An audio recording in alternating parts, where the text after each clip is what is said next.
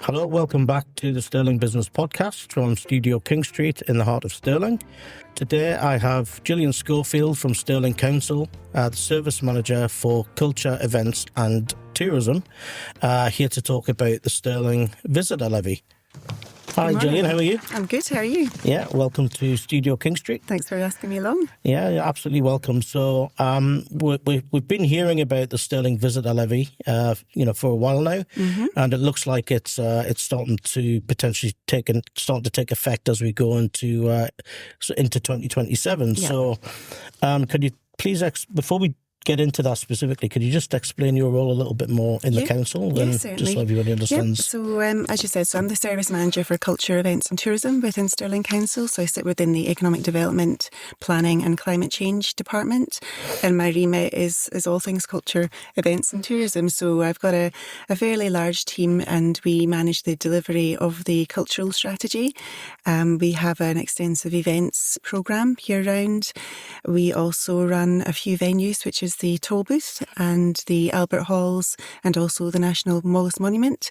Marima also covers tourism as well, so we're here to look at the destination marketing element of things and work with tourism providers. So I'm in the middle of looking at a refresh of our tourism and events plan at the moment. So it's a busy job.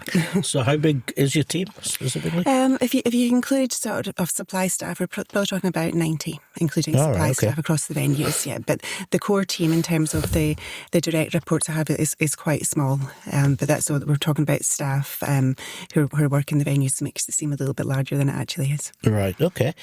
So I guess after considerable time of public consultation, a vote has been approved to move ahead with the visitor levy. Where else is it currently being implemented across Scotland? Because surely Stirling isn't the first location for this. No, Stirling is not the first. So Edinburgh is the first local authority to implement the levy, and they'll be doing so in July of this year. So they're almost a year ahead of us. Okay. Following them will be Glasgow, who will be implementing their levy in January of next year. And then other local authorities that have already approved the scheme is Aberdeen and West Dunbartonshire, and they'll be following suit around spring, summer 27, just as Stirling is. Most importantly, our scheme will be implemented and be launched on the 14th of June 27, and that will apply to all bookings made after the 1st of January 27. Okay, so it sounds like the prioritisation for investments from the visitor levy proceeds elsewhere in Scotland are pretty varied in terms of kind of what Edinburgh are going to be doing versus what Glasgow will be doing, West Dunbartonshire, etc. Yeah.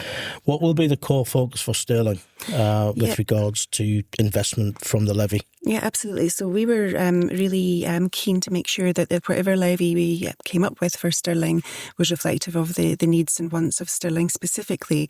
So the work that we did in terms of the consultation and engagement work is being reflected in the outcomes and the priority investment objectives.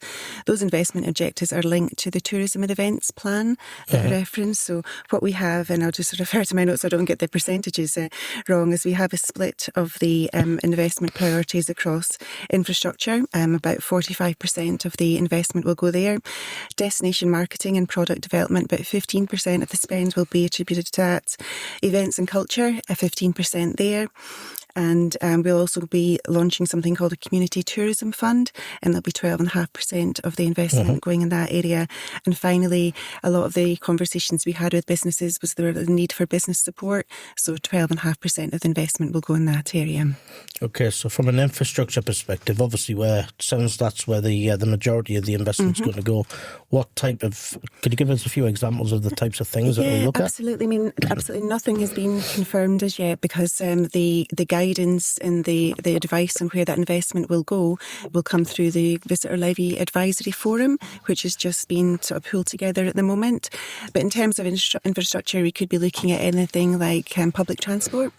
One of the key areas that came up quite a lot during the consultation, there was very difficult links between the Stirling city and out to the rural area. So that's an area that could be improved, and that would be an improvement for visitors, also for the community, and also staff trying to get out to the places of work. So that would be one fairly substantial area around infrastructure. Okay, good. So when and how is the visitor levy going to be implemented? So you talked a little bit about some dates earlier. Could you just Yeah, be a bit, absolutely. So the Stirling Council approved visitor levy in December, and from that point we have an 18-month period of implementation. That was December 25. December, yeah, just last year. So an 18-month period of implementation. So we're 4 months into that, and where we are in terms of the implementation is we are working with our colleagues across the council to pull together data of all the accommodation providers in the area, and we've also completed some a guidance for accommodation providers, which you can find on Stirling Council's website, and that gives the accommodation providers an indication of what their role will be in terms of the collection of the levy. We'll also be working with partners to provide one-to-one support for accommodation providers to talk them through the collection platform, any queries they may have, how we can communicate with their customers, etc. So there's a lot of work to do, but we do have time to do that. So that's where we are with that element of things. Like I said, we are also in the process of recruiting our Visitor Levy Advisory Forum. So we've put a call out just, I think last week, looking for people to put their name forward if they'd be interested in joining that forum. And it would be that independent forum that will be the advisory group advising on the investment.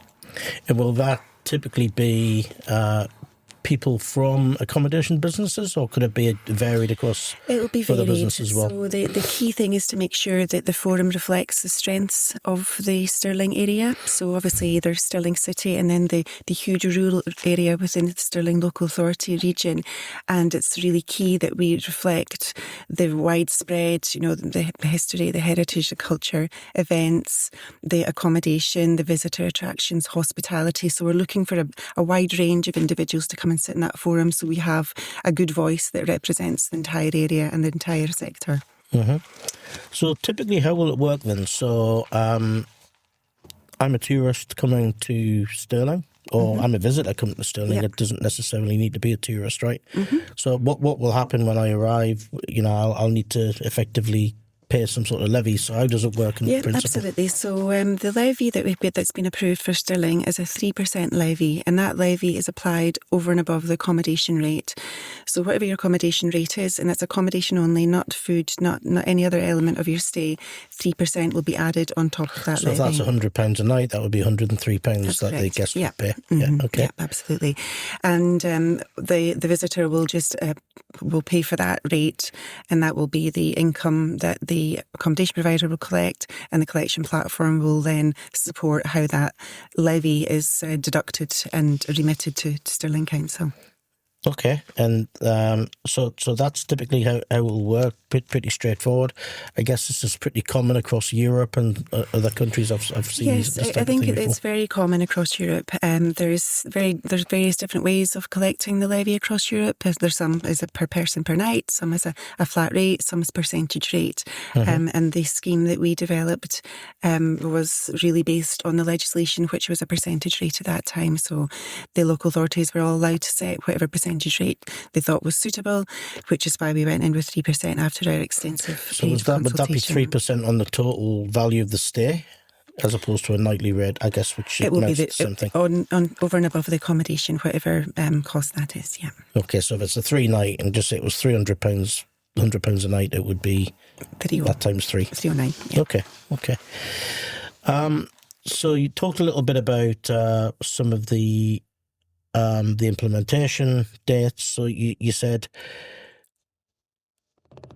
for bookings that are taken from the 1st of January 2027 for the year of 2027, it would take effect from that point, but it would that be for bookings from June 27, did you say? Yes, so if you place a booking on the 1st of January 27 for a booking after the 14th of June, the levy would be applied. If you place a booking from the 1st of January until the 13th of June, the levy wouldn't be applied. Right. So it comes into effect on the 14th of June. Okay, that's fine. So as the levy, the implementation of the levy gets kind of rolled out, if you like, will there be additional information or detail that can be kind of shared absolutely. as time goes by? Yes, so like I say, we've not gone out to contact all our accommodation providers at the moment because we're in the process of collecting data. So you can imagine there's I think something like 300 accommodation providers throughout the area that we know of, so we need to collect that data. But if anyone we're not wants just talking hotels here, we're talking about glamping sites. And, we're talking about every single accommodation provider. But if anyone does want to have a look, I would suggest going to Stirling Council. I think it's Stirling Council /Visitor Levy, and that has all the details in terms of the accommodation guidance that's there at the moment. So it'll give them an idea of what's coming. Okay, so it's good to know that it's not just the city centre that's going to be represented with regards to how the levy's spent. It's going to go right across the Stirlingshire region. Yes, certainly. Our scheme, we developed it across Stirling, so we have a large number of accommodation providers in the rural area as well as in the city centre itself. So to remain equitable across the area, we made sure it was Stirling Council wide. Okay, so would you be happy to join us on a future podcast in, 3-6 months from now, just to kind of keep us updated with the progress of the delighted rollout? to, and at which point hopefully I'll be able to share details of the advisory forum. And like I say, please, if you know of anyone who's interested, all the details are online. I think we've got a date of the 12th of April to submit a note of interest to that particular forum. And how many people are you looking to be part of that? We don't have, the legislation doesn't state a number, but we're probably looking at maybe about 12, 14 at the moment. Yeah. Okay. So, Jillian, how do people find out a little bit more about what's going on with regards to the visitor levy? Yeah. Is there anywhere to contact? Yeah, absolutely. All the information really that we're aware of at the moment that we're working on is online. However, if there's any specific questions, I would suggest dropping an email to visitorlevy@stirling.gov.uk, and the Visit Levy team will get back to the individuals. So we look forward to hearing from you again as things unfold. But thank you for coming in to talk to us and give us some initial insight on the visitor levy, Jillian. You're very welcome, thank you. And let's keep talking. And I think the listeners will be really keen to see some of the detail as it starts to become more available in the coming months. The devil is in the detail for sure. Okay, thank you very much, Jillian. Thank you, thanks.